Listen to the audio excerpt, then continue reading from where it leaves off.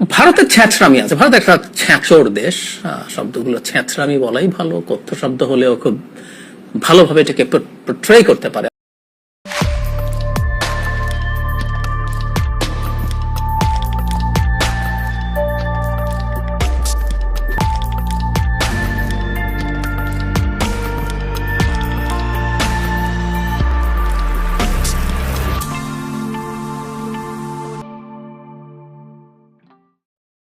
শুনিছেন তো শুরুতে ইন্ডিয়া কষা জায়েদের কাছে একটা ছেঁচড়া দেশ আছিল।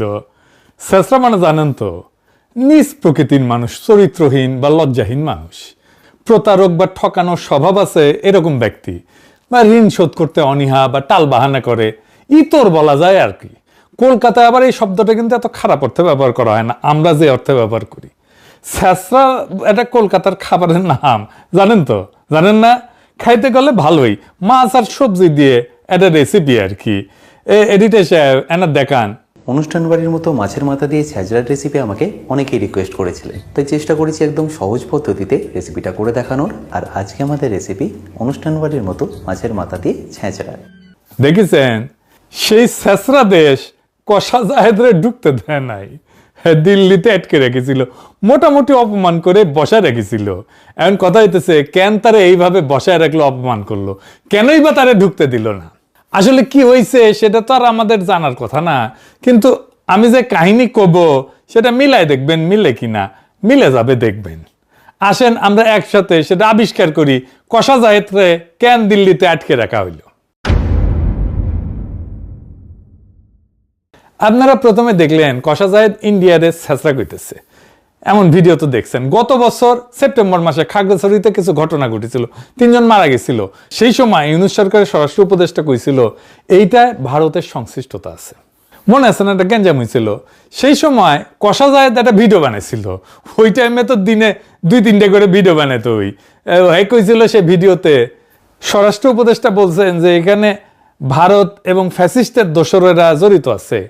আমি মনে করি ওই কষা জাহেদ করছে, আমি মনে করি থাকতেই পারে। বাংলাদেশে যেখানে কোনো একটা কেওয়াস বা বিশৃঙ্খলা তৈরির সম্ভাবনা আছে, সেখানে আওয়ামী লীগ এবং তার টাকা কাজ করবে, সেখানেই ভারত কাজ করবে। এটা নিয়ে আমার ন্যূনতম কোনো দ্বিধার কিছু নাই। কষা জাহেদ নিজে কইছিল। আরো কইছিল, পাহাড়ে বা আমাদের দেশে আগে যখন ইনসার্জেন্সি বিদ্রোহ ছিল, তখন ভারত প্রত্যক্ষভাবে তাদের মদত দিছে। এগুলো আমাদের জানা তথ্য। সুতরাং ভারত এখনকার প্রেক্ষাপটে বাংলাদেশকে চাপে রাখার জন্য এমন কিছু করবে না, এটা আমি মনে করি না। করতেই পারে, কিন্তু সরকারের এই কাজগুলো অনেক আগে থেকে বুঝে প্রিএমটিভ স্টেপস নেওয়ার দরকার ছিল। ঘটনা ঘটার পরেও এমনভাবে পরিস্থিতি নিয়ন্ত্রণে নেওয়া দরকার ছিল যাতে অন্তত জানমালের ক্ষয়ক্ষতি না হয়। আমরা মর্মান্তিকভাবে 3 জন মানুষ মারা যেতে দেখলাম, সেই ঘটনাগুলো যেন না ঘটে। এই কথাই কইছিল, আমার কথা বিশ্বাস করার দরকার নাই, তার নিজের মুখে শোনেন। এইটা সে দেখান। আমরা স্বরাষ্ট্র উপদেষ্টাকে কথা বলতে দেখলাম, তিনি বলছেন যে এটার সাথে ভারত এবং ফ্যাসিস্টের দোসররা জড়িত আছে। আমি মনে করি থাকতেই পারে। বাংলাদেশে যেখানে যেখানে কোনো একটা কেওস তৈরির সম্ভাবনা আছে এবং এই কেওসটাকে আরও বেশি খারাপ করে তোলার সম্ভাবনা আছে, সেখানেই আওয়ামী লীগ এবং তার টাকা কাজ করবে, সেখানেই ভারত কাজ করবে। এটা নিয়ে আমার কোনো ন্যূনতম কোনো দ্বিধার কিছু নেই। আর পাহাড়ে আমাদের আগে যখন ইনসার্জেন্সি ছিল, তখন ভারত প্রত্যক্ষভাবে সেটা মদত দিয়েছে, এগুলো আমাদের জানা তথ্য। সুতরাং ভারত এখনকার প্রেক্ষাপটে বাংলাদেশকে চাপে রাখার জন্য এমন কিছু করবে না, এটা আমি মনে করি না। করতেই পারে। শুনিছেন? আচ্ছা বলেন তো, ইন্ডিয়া কখনো কইছে যে আমরা খাগড়াছড়িতে আগুন জ্বালায় রাখবো, গ্যাঞ্জাম করবো? কইছে? কয় নাই। তাও কষা জাহেদ কইতেছে ইন্ডিয়া এটা করতেই পারে। ইন্ডিয়া কয় নাই, তারপরেও কইতেছে ইন্ডিয়া এটা করতেই পারে। তারপরে সে উপদেষ্টা হইল, পশ্চিমবঙ্গে নির্বাচন হইল, শুভেন্দুর ঘোষিত নির্বাচনী ইস্তেহারে 1 কোটি বাংলাদেশি মুসলমানকে তাড়ানোর পরিকল্পনা দেওয়া হইল। সে নির্বাচনের আগে পারফরমেন্স করে দেখাইলো কেমনে বাংলাদেশিদের ধাওয়া দেবে। ধর ধর বাংলাদেশি ধর। এডিটর সাহেব দেখান আর একবার।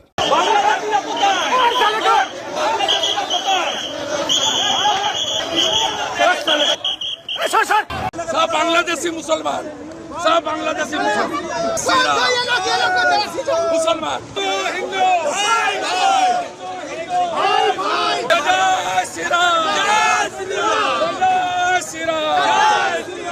দেখেছেন না? এটা তারা ডিটেনশন সেন্টার বানাইলো, সেখানে সে ডিটেনশন সেন্টার অনেককে আটকে রাখলো, সেখান থেকে নানা পয়েন্ট দিয়ে বাংলাদেশে পুশিনের চেষ্টা করলো, অনেকগুলো পয়েন্ট দিয়ে রাত্রেবেলা করে আমাদের বিজিবি ঠেকাইলো গ্রামবাসীর সহায়তায়। অনেক পরিবার নোম্যান্স ল্যান্ডে অবর্ণনীয় কষ্টের দিনের পর দিন কাটাইলো, আমরা দেখছি না। শুভেন্দু দাবি করলো 5,000 পুশব্যাক করেছে, এর মধ্যেই কোনটিতে ঢুকিছে কে জানে। আর এই কষা জায়েদ কইলো ইন্ডিয়া ইচ্ছা করে না এটা। ঠিক একই সময়ে আসলো ইন্ডিয়ার নতুন হাই কমিশনার। সে কি বললো জানেন? আসেন সেটা একটু দেখি। সে কইল আমাদের যা পপুলেশন আছে 140 কোটি মানে ইন্ডিয়ার, তার সঙ্গে 20 কোটি অ্যাড করছি, মানে 160 কোটি। আমি এখানে যা করতে চাই তা সব একসঙ্গে হবে, আলাদাভাবে ভাবছি না। দেখছেন না আমি হেঁটে চলে আসছি, একই আকাশ, একই বাতাস, একই যন্ত্রণা। এই আমাদের যন্ত্রণা কিভাবে এক হয় রে হারামজাদা? আমাদের যন্ত্রণা তো ইন্ডিয়া। আমাদের স্বপ্ন কিভাবে এক হয় রে হারামজাদা? তোদের স্বপ্ন তো অখণ্ড ভারত। তোর আর আমার স্বপ্ন, তোর আর আমার যন্ত্রণা কি এক নাকি রে হারামজাদা? আমি একটাই কথা বলতে পারি, আমাদের যা পপুলেশন আছে 140 কোটি, আর ওতে আমি 20 কোটি অ্যাড করে দিই, তাহলে 160। আমি যা এখানটা করতে চাই ওইটা 140 নয়, 60 অ্যাডেড, এখানটা 20 অ্যাড করে দিচ্ছি, তাহলে যা হবে একসঙ্গে হবে, বুঝেছো? আলাদাভাবে আমি ভাবছি না, আমার মনে ওইটা ঢুকছেই না। দেখুন তো, হেঁটে চলে এলাম, মনে হচ্ছে না যে আমি বাংলাদেশে এসেছি।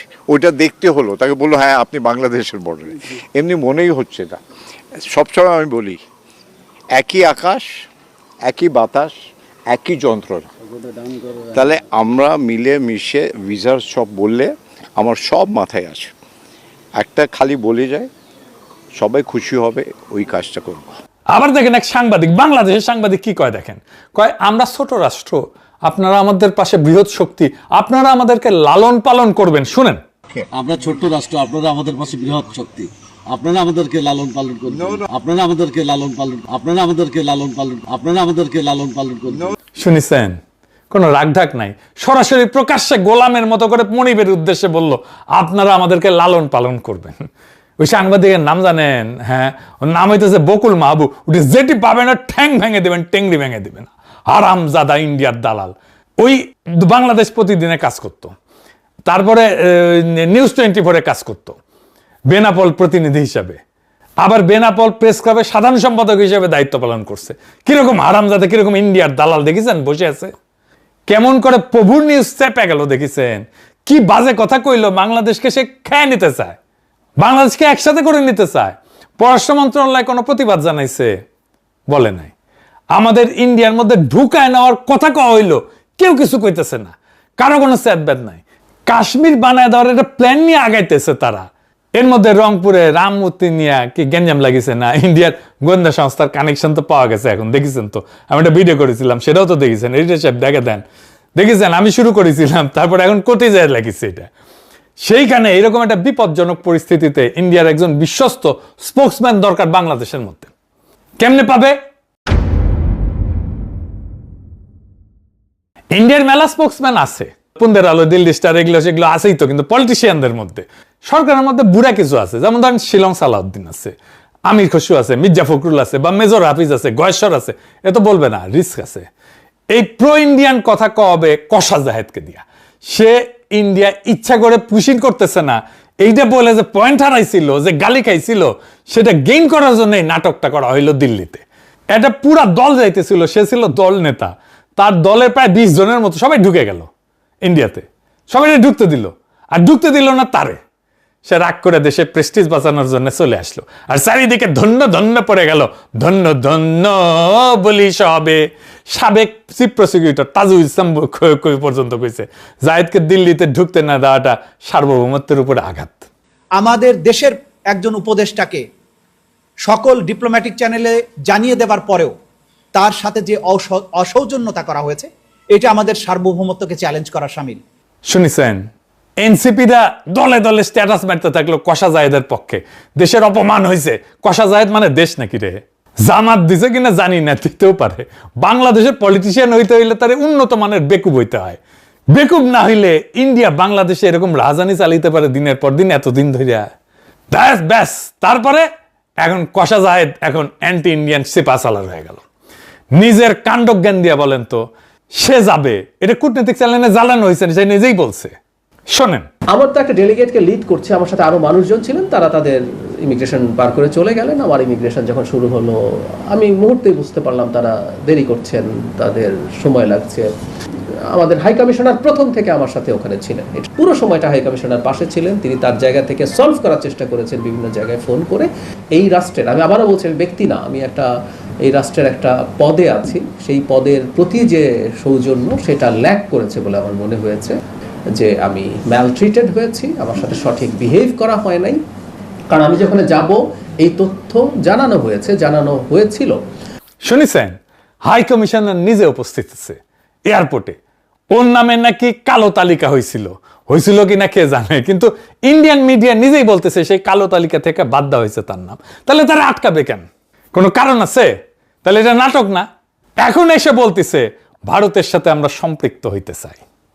এবার একটা জিনিস চিন্তা করে দেখেন, ভারতের সাথে আমরা সম্পৃক্ত হইতে চাই, এই কথাটা যদি কষা যায় 2 দিন আগে কইতো, গালি খায়া লম্বা হয়ে যাইতো একেবারে। এখন খুব স্বাভাবিকভাবে কইতে পারলো, কোনো প্রতিবাদ হইল না। পারলো কারণ ওই নাটকটা করে আসিছে। কইতেছে কি, ভারতের সঙ্গে আমরা এনগেজ করতে চাই, আমাদের সমমর্যাদার ভিত্তিতে আমরা ব্যবসা বাণিজ্য সহ আরো অনেক কিছুতে আমাদের উন্নতি করার সুযোগ আছে। আমরা যে জায়গায় ছিলাম সেখান থেকে তো আমরা নেমেও আসছি। ইন্টারিমের সময় সম্পর্কটা যথেষ্ট খারাপ পর্যায়ে গেছে, সেগুলো সরাই রেখে আমরা এনগেজ করতে চাই, ব্যবসা বাণিজ্য করতে চাই। আমাদের এক্সচেঞ্জ নানা ফর্মে হইতে পারে। ওই ব্যবসা বুঝে, কত ব্যবসা বুঝে। তা আমাদের হাই কমিশনগুলো এনগেজ করতেছে না। ওখানে আছে না হাই কমিশন, আমাদের পররাষ্ট্র মন্ত্রণালয় আছে না, ওরা এনগেজ হইতেছে না। ওই একটা শিক্ষি মন্ত্রী পদমর্যাদার একটা উপদেষ্টা, যার আসলে কোনো কাম নাই, কোনো কাজ নাই, কিন্তু কোনো নির্বাহী ক্ষমতা নাই। সে কি এনগেজ হবে ইন্ডিয়ার সাথে? ওই বুঝে এনগেজ হওয়া কি? ওই ব্যবসা বাণিজ্য বুঝে, ব্যবসা বাণিজ্য করার জন্য এনগেজ হইতে হয়। ওই বেকুব জানেও না যে দুইটা সরকার খুব স্ট্র্যাটেজিক ব্যবসায় যুক্ত হয়, যেমন অস্ত্র, সামরিক সহায়তা, নজরদারির যন্ত্র, প্লেন, হেলিকপ্টার, এনার্জি, এই সমস্ত জায়গায়। বাকি ব্যবসা কি সরকারের উপরে নির্ভর করে বসে থাকে নাকি? এটা বেকুব, বালসিয়ন। চাল ডাল আটা তরকারি মশলা এগুলো কি সরকারের উপরে নির্ভর করে? যেখান থেকে কম পাবে সেখান থেকে ব্যবসায়ীরা কিনে আনবে। হাসিনার আমলে তো অবাধ বাণিজ্য চলিছে না ইন্ডিয়ার বাংলাদেশ, আমরা কি এক্সপোর্ট করতে পারছি ইন্ডিয়া? উল্টে আমাদের ইকোনমিকে মানসিকভাবে পঙ্গু করে ফেলা হয়েছিল। আমরা আমাদের চাহিদার চাইতে বেশি পেঁয়াজ উৎপাদন করি, তাও বাংলাদেশের মানুষ মনে করতো ইন্ডিয়ান পেঁয়াজ ছাড়া আমাদের রান্না হবে না, আমাদের রান্নাঘর বন্ধ হয়ে যাবে। ইন্ডিয়ার সাথে আমরা ব্যবসা করি নাই, ওদের জিনিস টাকা দিয়ে কিনলেই হয় না, তো ওদের টাকা দিয়ে কেনা হবে, তারপরে আমাদের কৃতজ্ঞ থাকতে হবে ইন্ডিয়ার উপরে। ইন্ডিয়া কতগুলো কারখানা করছে বাংলাদেশে, আমরা কয়টা কারখানা করতে পারছি ইন্ডিয়াতে? একটাও না। ইন্ডিয়ান ডাক্তার এসে দেদারসে প্র্যাকটিস করে গেছে না বাংলাদেশে, শহরে শহরে গিয়া। ইন্ডিয়ান ফার্মাসিউটিক্যাল কোম্পানি বাংলাদেশে কারখানা করছে না, সান ফার্মা কারখানা করছে না, প্রচুর ব্যবসা করতেছে না। আমরা কি করছি? আমরা কি কারখানা করতে পারছি ইন্ডিয়াতে? কি এক্সপোর্ট করি আমরা ইন্ডিয়াতে? কোনো পণ্য আসবে না বাংলাদেশে ইন্ডিয়ার, বিকল্প পণ্য খুঁজে আনবো, বেশি দাম হইলেও আনবো। আর কষা জাহিদকে কেনের দায়িত্ব নিতে হয়েছে? ওরা কে দায়িত্ব দিছে? ওই কোন আসছে? ওই কোন হরিদাস পাল এসছে? হাসিনার মতো একেবারে ইন্ডিয়া পেটে দেবো। ফুন্দের আলো আর দিল্লি স্টারে গিয়ে আবার কান্নাকাটি করে এই কষা জাহেদ। মানে বুঝেছেন তো, সব ইন্ডিয়ান রসুনের কিন্তু ফুন্দের আলো আর দিল্লি স্টার। উটি যে যাবি, সে যে জামাত হোক, এনসিপি হোক, বিএনপি হোক, যেই হোক, মনে রাখবেন ওই লোকের, ওই পলিটিশিয়ানের টিক্কি বান্ধা আছে ইন্ডিয়ার কাছে। খেয়াল রাখবেন কে যাচ্ছে পুন্দের আলো আর দিল্লি স্টারে। তারা কখনো বিশ্বাস করবেন না, যেই দলের হোক না কেন, যত বড় নেতা হোক না কেন। এবার আসেন এই ত্রিবেদী বাবুরে নিয়ে কথা বলি। ত্রিবেদী হইতেছে দয়াল বাবা, ওর শখ হইছে কলা খাবি বাংলাদেশের, তো গাছ লাগে খা। দয়াল বাবা কলা খাবা, গাছ লাগায় খাও, পরের গাছের পানে কেন মিটমিটায় চাও রে বাবা। তোমার কলা তো ছোলা না, বাংলাদেশে পাবলিক কলে চুলে দিবে তোমার কলা। আবার কইতে পারো এত বেশি চুললা কেন, এবার বুঝে দাও। আমার হইছে যন্ত্রণা। এই যে বইটা দেখেছেন, এই বইটা এই যে ইনশাল্লাহ বাংলাদেশ, বাংলাদেশের বর্ষা বিপ্লব নিয়ে লিখিছে ইন্ডিয়ান এক সাংবাদিক, রয়ের প্রজেক্ট। এইটা আমার নিয়ে একটা চ্যাপ্টার লিখিছে, যে দেখেন আবার ফটো দিছে, দেখেছেন? হ্যাঁ, পুরো একটা চ্যাপ্টার লিখিছে। আমি আবার ডাকটাক দিয়ে দেখিছি এগুলো আমার নিয়ে কি কি লিখিছে এর মধ্যে, দেখেছে? তো এটার মধ্যে লিখিছে যে আমি নাকি কোন এক ভিডিওত কইছি যে মোদিকে আমি মুসলমানি করাইতে চাইছি, কোন এক ভিডিওত কইছি। কেমন খুঁটে খুঁটে দেখে বাংলাদেশের কলা দেখা মিটমিটে চাইলে কলা ছুলে দেবো মাইন্ড ইট। লিখেছো ভালো হয়েছে, যা লেখ, আরো 10টা বই ছাপা আমার নামে, 10টা বই, যা খুশি লেখ এটার মধ্যে, যা করে নিস আমার যা। আর বাংলাদেশের দিকে চাইয়া বাংলাদেশে কলা দেখা মিট মিটে চাইলে কলা একেবারে ছুলে দেবো। Mind it. ইনকিলাব জিন্দাবাদ।